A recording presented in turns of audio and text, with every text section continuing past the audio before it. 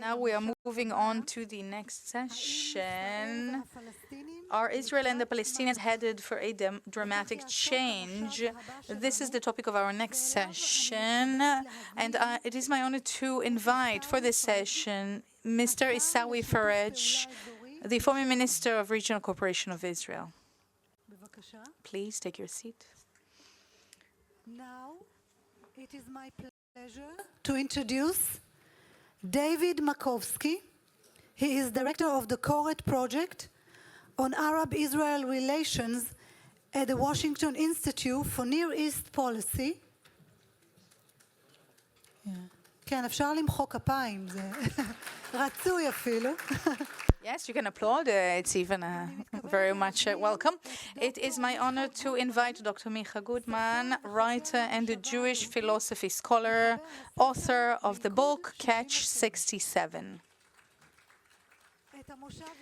The moderator of this session is Dr. Milshtein, who is a senior fellow in Institute for Policy and Strategy at the Reichman University.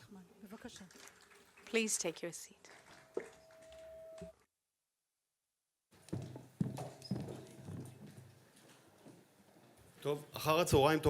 Okay, good afternoon, everyone. This panel shall be opened a bit differently than the other panels. Instead of starting right along, shooting on questions and bringing up thoughts, we'll do something simple. We will present to you with data, and this data all the different panelists will correspond with this data when they analyze reality. So when I speak of data, if we can please skip to the next slide.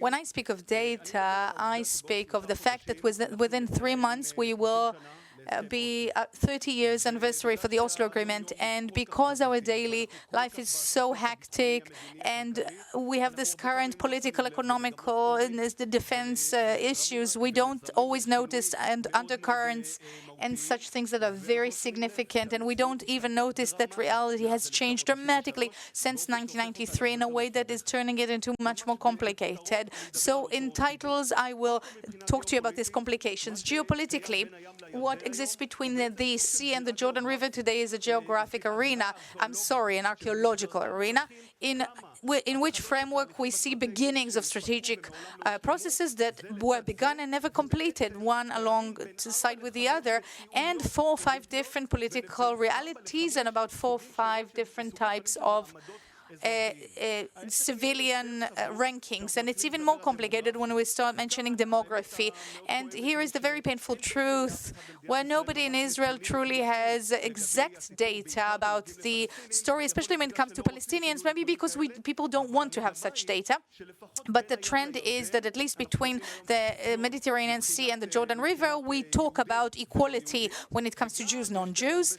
And there are many people saying that there is an exaggeration regarding the number of Palestinians who don't count in Gaza because it's not relevant, etc. We still have about 60-40 or 70-30, so it is a binational state de facto. And when we look at the everyday life, especially I'm talking about economy, you can see that people are trying so much to create good, especially on the side of Israel, when it comes to promoting initiatives and projects and giving budgets to the Palestinian Authority and economic initiatives, etc. It somewhat becomes worse, and I mean the very deep connection around the economy, but we actually talk about political layers that develop around this, and all of this thing, we must remember it, not only within the Israeli discourse, but also observe what is happening beyond the Green Line in the Palestinian discourse. And you can see there, several years now, a trend of more and more discussion regarding the question of one state, not a binational state, rather one state. And this is interesting to see that this discourse exists mainly within the younger generation, and it is quite cerebral and more about efficient. I don't want a great ideal of a state that is utopic. I just want to have a state where I have an idea, organized, where I can vote, when I can leave the borders, I can move, and have a national security. This is where I aspire, and I believe that in the Jewish-Israeli discourse, these things are not understood, especially not this change that is happening daily and increasing with no big drama, no great revolutions, and it is actually a result of the daily life, which brings us to my last point here, because I want to hear from our panelists. It brings us to a place where 30 years after the Oslo Agreement, the market for ideas that is developed or is developing or exists regarding the Palestinian topic is very diverse, allegedly is not changing, but it is in fact changing because we don't talk about it much today, so we don't notice it, but some of the ideas are not relevant anymore, they're invalidated, and I will talk about the binational state because the reality is no longer holding these ideas, and some of the ideas we don't talk about, maybe we're not aware of, but they are becoming reality, and we will talk about the one nation solution, and we will make some order, and I will ask my panelists in the short time. I have two questions that we will be going through in runs, in tours. One is, how do you define or analyze the current reality in Israel? And when you look a bit forward into 2030, how do you in fact see the Palestinian reality? How does it look like? And the second question that we will take is, what would you recommend to do? Not only what is happening, what will happen, but what should, according to me, what should happen. And before I open the discussion, I will say one thing. We initially invited MK Tzvi Sukkot because we also wanted to hear from someone from the right wing of the map, and we wanted to hear someone who is clearly corresponding to everything we mentioned. Unfortunately, for personal reasons, he was unable to come, and we couldn't find anyone to take his place. But I want to say that truly what we want to create here is deliberation and discussions, not one that is completely seamless, but we do want to see disagreements, and we will see now what insights we come up with. Issawi, shalom. Issawi, hello. Hello, Michael, and all the friends watching us. I will start. I think we can define you as someone still on the side of the two-state solution. And according to everything we've just deployed here, especially the data, not the ideas, how do you see the current situation? And if you look on forward, how does our future look? Yes, indeed, I still believe in the two-state solution, but in reality, I think I'm making a fool of myself. It's one of the greatest jokes that we've been telling lately about the two states, because in fact things look different. But since I do know the Palestinian population and the Jewish Israeli populations, I am sure that without the two-state solution, neither side would be satisfied. To your question, there is a saying that things that you see from standing on that part, you would see different things when you stand on the other side. And so when I became a minister and a member of the Knesset and a member of the government, I've had meetings that were very sensitive, and I've known very closely such leaders from the Arabic world, from the Palestinian world, and I traveled, I sat down and talked to them, I listened to them, I heard them, and I can tell you that my eyes were not open to see things differently. I would lie to you. Yes, I do now see things differently. So I would start by saying nothing new under the sun. And I want to tell you, I'm really sorry. Probably even during the next 5 to 10 years in the future, nothing new would happen under the sun. This is my estimation, the way I see things. I don't want to go into history. History is indeed important, but it shouldn't be the motive that is guiding us and telling us how to think.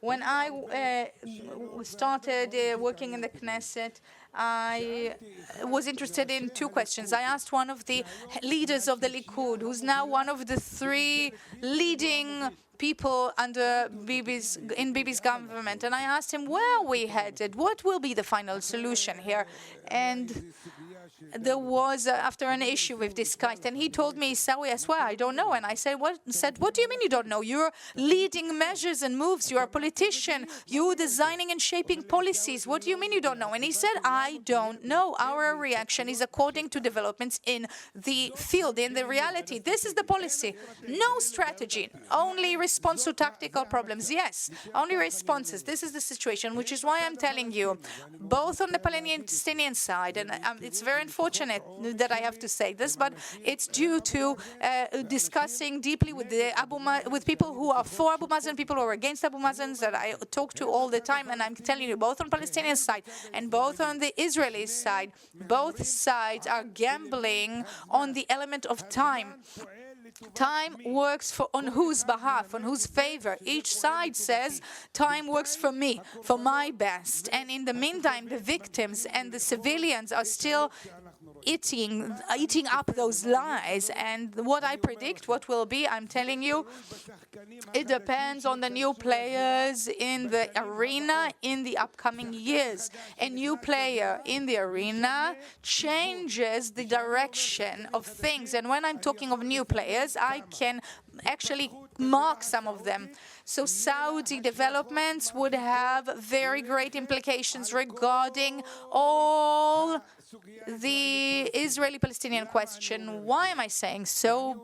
I'm saying that according to reality. I just reflect reality. The identity, the national Palestinian identity has become under the Islamistic identity. Now, for the Arabs, the Islamistic identity and the motive, the Islamic motive, is the one leading. And for that, now I accept the approach you brought up, and I hear it also when I sit with simple workers at Kafar Qasem at my home, and I always talk to people, and people want two things. Let me live in quiet and in respect, bin anish, let me live with honor, in honor, and don't hurt the Al-Aqsa Mosque. Don't hurt the Rock of the Dome, and let me live in peace and in respect. The politeness for the normative civilian, Palestinian civilian, is not about national identity. I want a state, I want a state. For that purpose, I am telling you, the move that will change and will be in shaping reality for the next decade is an election in the Palestinian Authority, because you need to have two things. You need legitimacy. The much that Abu Mazen is weak, and he is indeed weak, and he has not much evaluation and estimate from the Palestinian side. But let's think about the elections 2006. What people say behind closed doors. People talk intensively.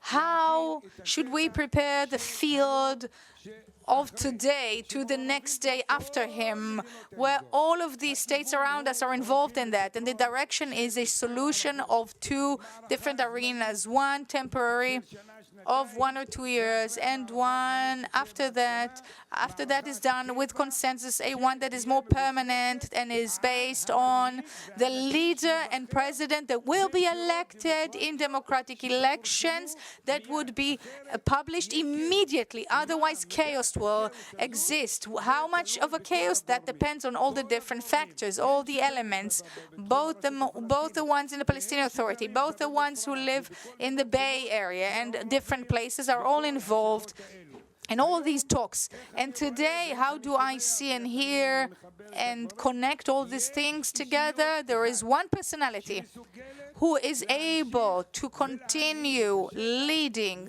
the people and receive legitimacy from the authority, and that Hamas is able to give its blessing to, it's only Marwan Barghouti. Listen carefully to what I'm telling you. Marwan Barghouti, what can we do? You think that I think differently?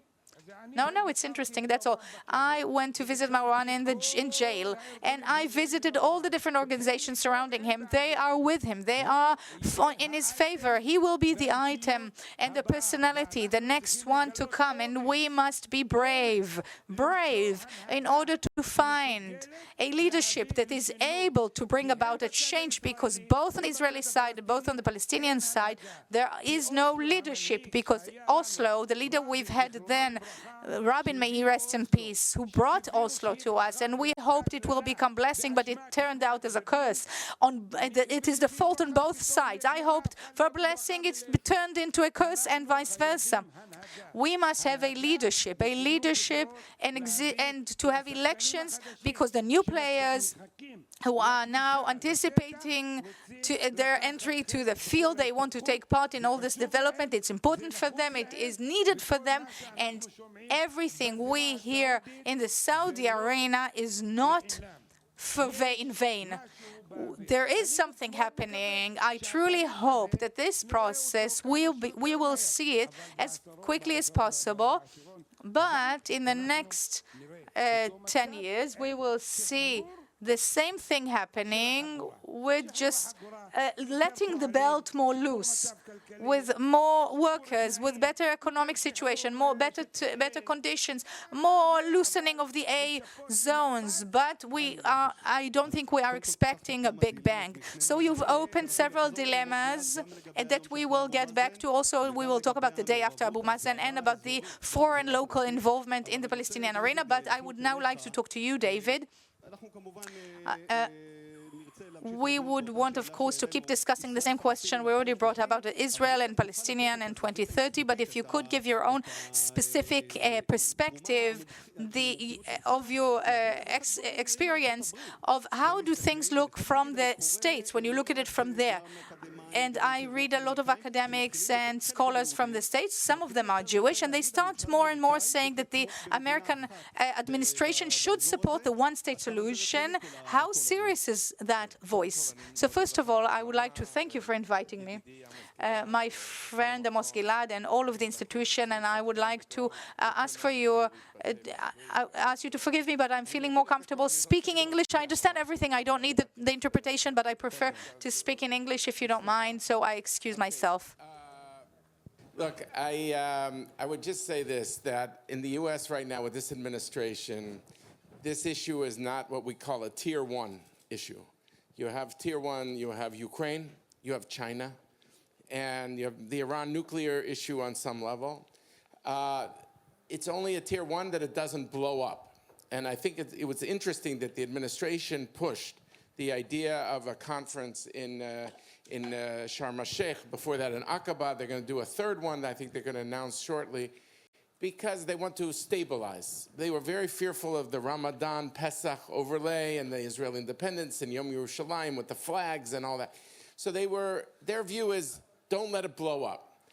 Now, that's not enough, I think, because there is some legitimacy issues here. No one thinks there's going to be a two-state solution tomorrow. It might be the one issue if Mr.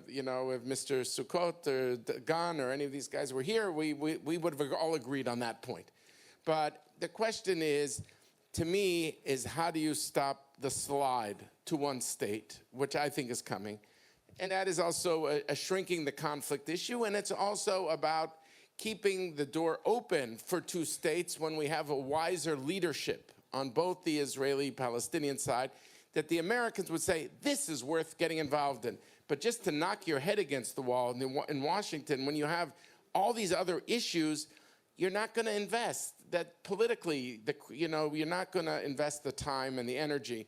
So I think that in the next, till 2030, which is not far off, 7 years, maybe there'll be a new leadership. Maybe, there should be elections. That's part of the legitimacy.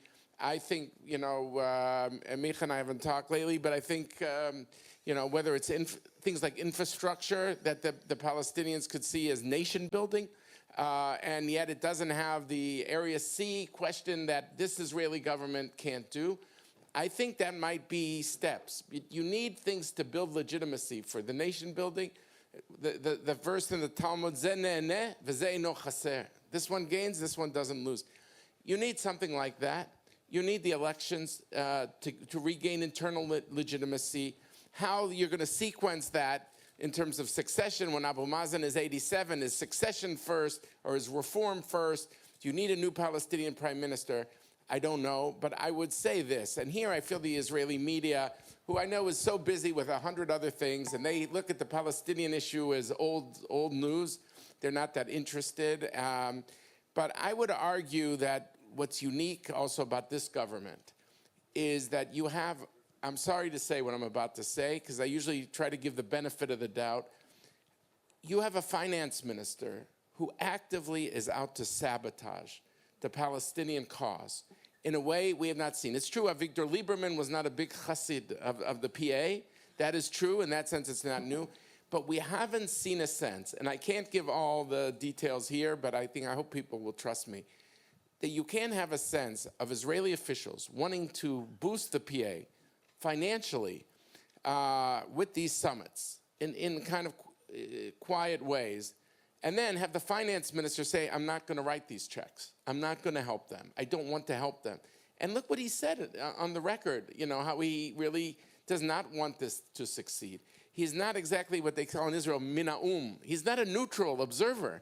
He has a point of view. And he's also in the defense ministry, in these civilian capacities where you used to work, right, at the Matpash, and this is something new.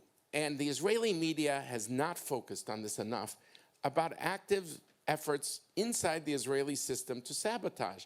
That is, I don't think, the prime minister's view. The prime minister has had 1,000 opportunities to shut down the PA over the years, and has sounded more like Herzliya that we just heard here, who says we need a functioning PA from an Israeli point of view, better than chaos, better than Hamas coming to power. But that's not the view of his finance minister. And so I think there needs to be some real thinking. I would love it if the Gulf states would become more involved. My hope for the Abraham Accords is that it would not be a bypass road, it would be a bridge that they could help with these infrastructure projects and the like. But the bridge is not being built. There's a lot of bad blood between Abu Dhabi and Ramallah. I jokingly said, that's the real peace process, and you're not doing well in Ramallah. I go to Ramallah all the time, and I said, Abu Dhabi can live without Ramallah, but I don't know if Ramallah can live without Abu Dhabi. And the Saudis, frankly, they have a whole list of things they want from Israel. I'm a little less optimistic than my friend Issawi, because I think all their asks that we hear about are all about America. They want to upgrade, there's like a security treaty with the United States. They want the weapons that are held up because of the Yemeni war, and they want a civilian nuclear capacity and maybe a free trade zone. All four have one thing in common. They're all asks from the United States. Now, I would agree that even if, and there's some new optimism in the United States that hasn't come yet to Israel, but the administration is really going to try, I think, over the next 6 to 9 months on the Saudi issue. I think as you get closer, they'll say, we need something on the Palestinian issue. But is it going to be central to their demands? I think it'll be more marginal. So as I look ahead, where does this go? Where's the Americans? Where are you in 2030? I think that a lot of these things that you put on the board are not mutually exclusive. Stop the slide to 2 states. 2, give infrastructure and other forms of legitimacy that, like an election, that would make a difference. And then have a wiser leadership that would say, okay, just don't shut the door to 2 states. No one expects these guys to do it. Impossible. But don't preclude it that nobody could ever do it, ever on either side. That, to me, look, I'll end with a data point. I don't want to talk too long. If you look at Khalil Shikaki's polls, and all of us read Khalil Shikaki's polls, and Ramallah is the leading pollster. I've known him now for, over 30 years. And you saw in 2016, 51% of Palestinians wanted a 2-state outcome. Now in 2023, the number is down to 27%. 51 to 27. Now, who wants a 1-state outcome? 22%. Among the young people, a little more, not as dramatic as it's made out in the media, but it's clearly that could be a kivun. And so my point is that, but a lot of this is also, I want to be clear, it's not all about Israel's fault also. A lot of it is internal. When 80% of Palestinians think the PA is corrupt, there's a problem of internal legitimacy. And therefore, the world can help with infrastructure projects, but they themselves have got to focus on an election and other things that would improve their standing among their own people. What we should do, though, is in America is try to help that. And what Israel should do is not try to sabotage that. And I don't believe the defense establishment at all wants to sabotage. I think they want to be part of a solution.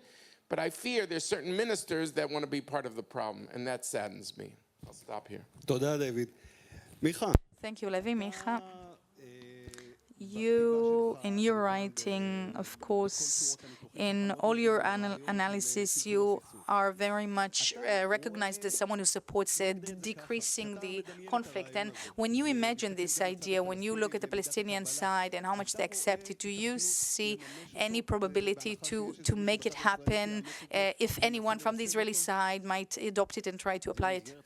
So this is as part of the first or second question. Well, the middle, more leaning towards the second one. So first of all, thank you very much. And Amos, are you here?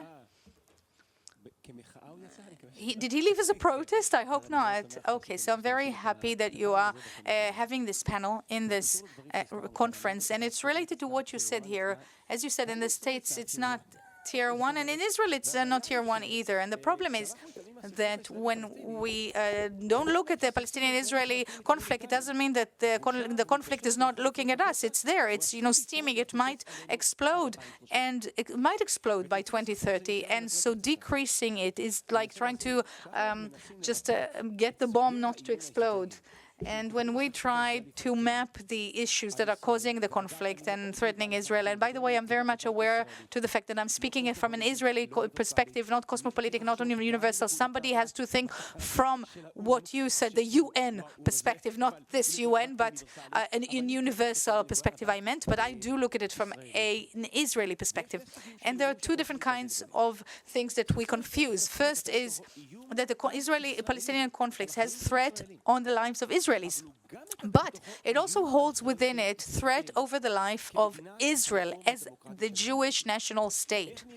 And how do we see that the conflict is threatening people like terror? People are being shot at in the Jordan Valley. So this is Israelis are being threatened. When do we see that the conflict is threatening Israel? What you, Michael, said. The possibility to the collapse of the massive majority in Israel. And we have to understand, it goes without saying, and we need to say it. Israel is the democratic nation state of the Jewish people, not because of a law, but because of a demography that allows it. And only as long as Jews are a massive majority in the state of Israel, then Israel is a democratic state, not because it is not a Jewish state, because it's democratic, but due to the fact that it's democratic. Now, you talked about a threat that is very actual and very serious, and I don't know how to quantify its probability, but it's not null.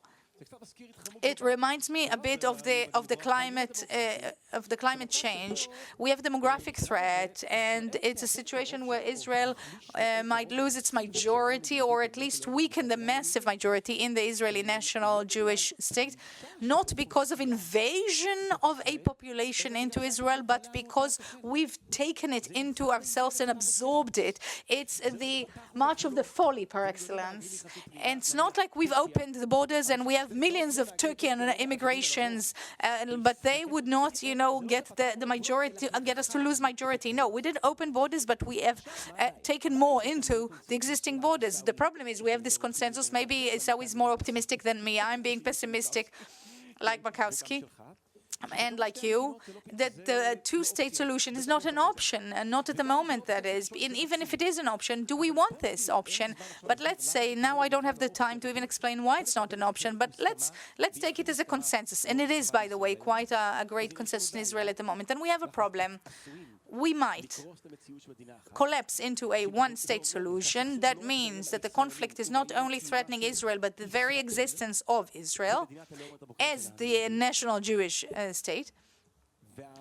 And the only idea that was proposed up to this day to neutralize it, which is the two-state solution, is something unapplicable. So there is a threat, one state, there is the solution, two-state. This is not an applicable solution, so we are facing the threat, exposed and not having any arms or any tools in our hands to fight it. So decreasing the conflict, maybe we should keep it for the next turn, but if I have enough time, I will elaborate more. So decreasing the conflict, narrowing the conflict is means narrowing the threat not over Israelis, but over Israel. Can we neutralize the danger of the one state without founding two states? Or maybe, can we narrow the probability of the application of the one state without the tool of the two state? This is the project, this is the challenge, the thought challenge that is practical for narrowing the conflict. And when we have time, I hope that I might be able to explain how it's possible to do that in the near future and how the Saudi could take part in such a change. And I will only end now by saying that I believe that the challenge by 2030 for Israel is to stop an intifada and a collapse of the PA.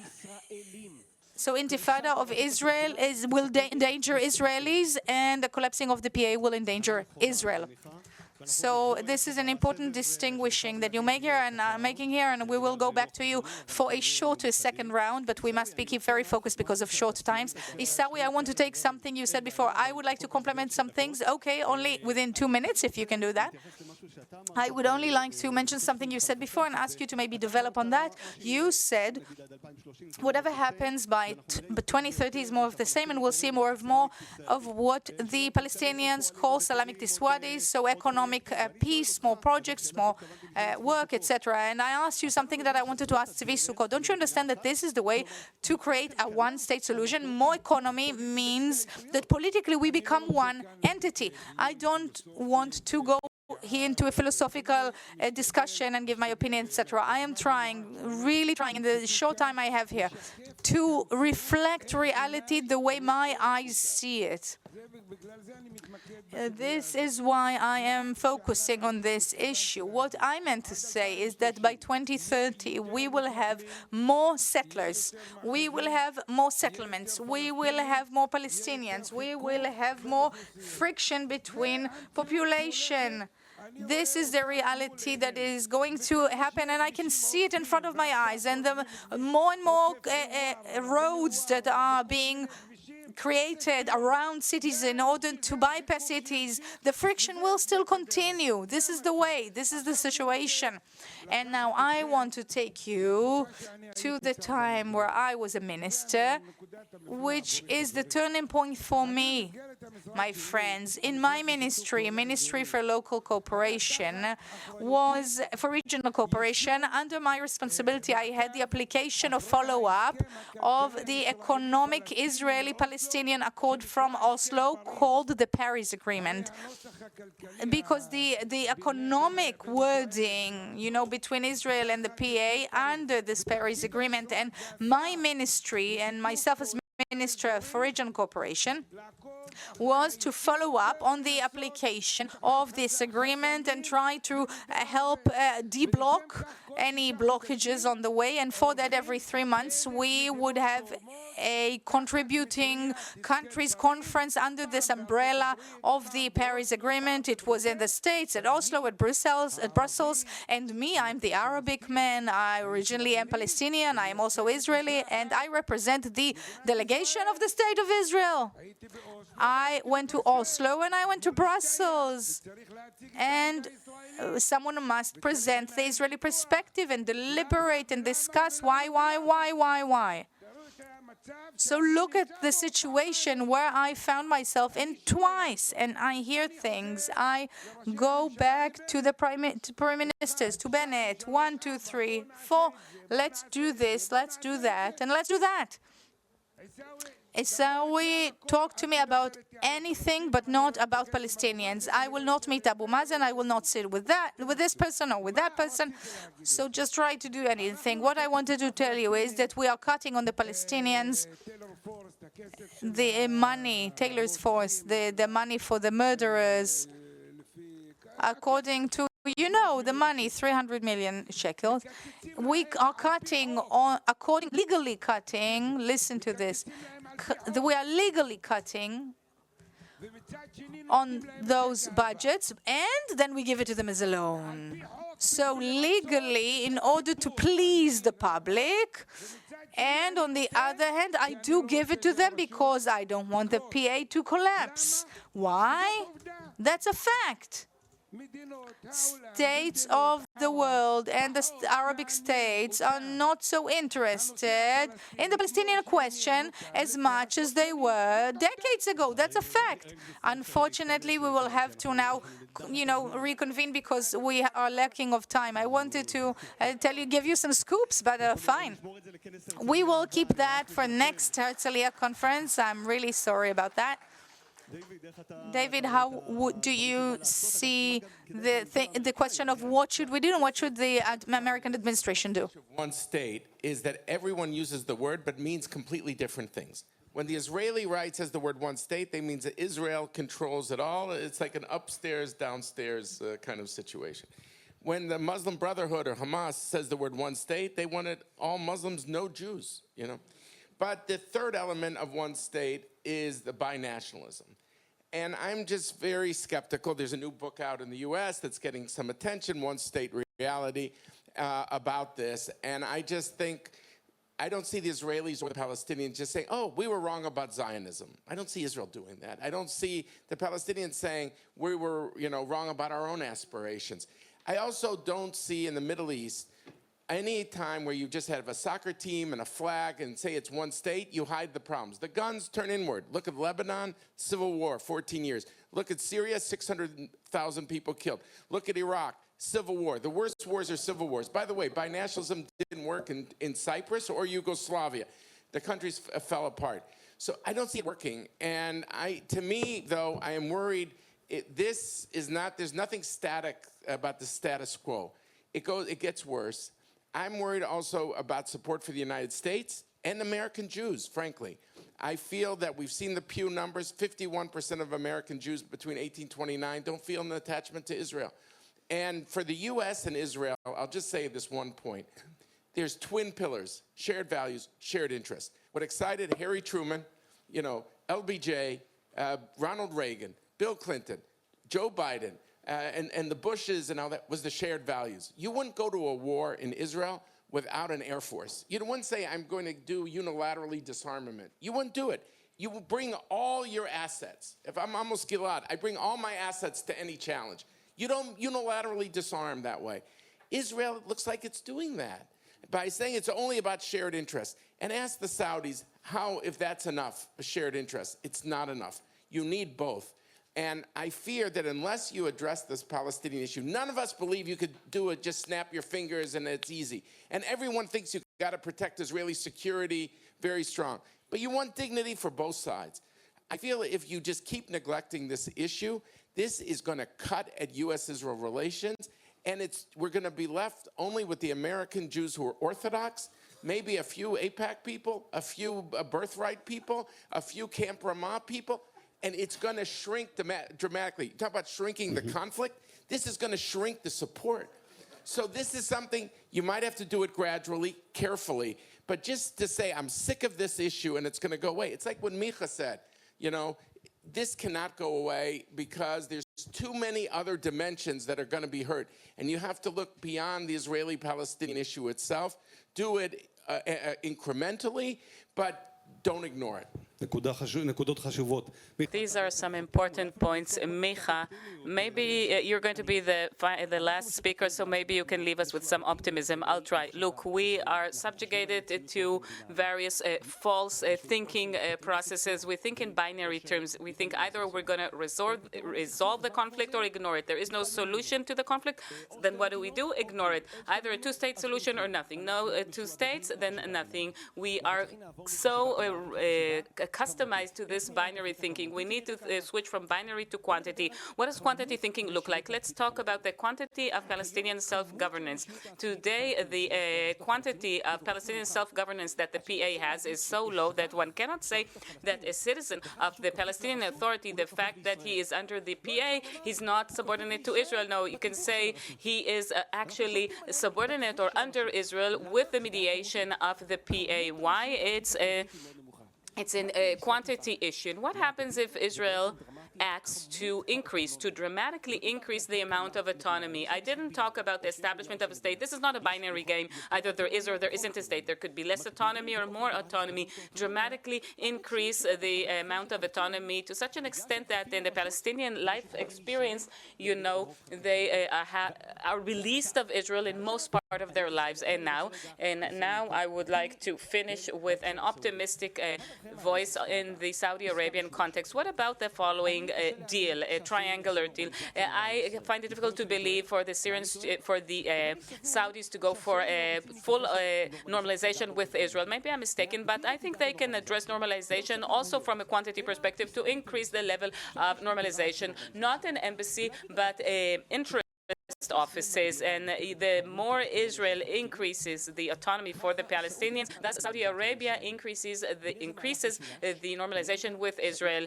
So it's a tripartite element: the Saudis, the Americans, and the Palestinians versus Israel. I know the Americans have some business there, but in our context, the quantity of normalization is equal to the quantity of governance. More governance to the Palestinians, more normalization for the Israelis with the Saudis, and maybe this is something that we can start thinking in quantity terms, not just about autonomy, but normalization. I don't understand you. You're challenging us. You're saying to Goodman to say such comments at the end of the discussion, and you're not going to allow us to respond? That's not fair.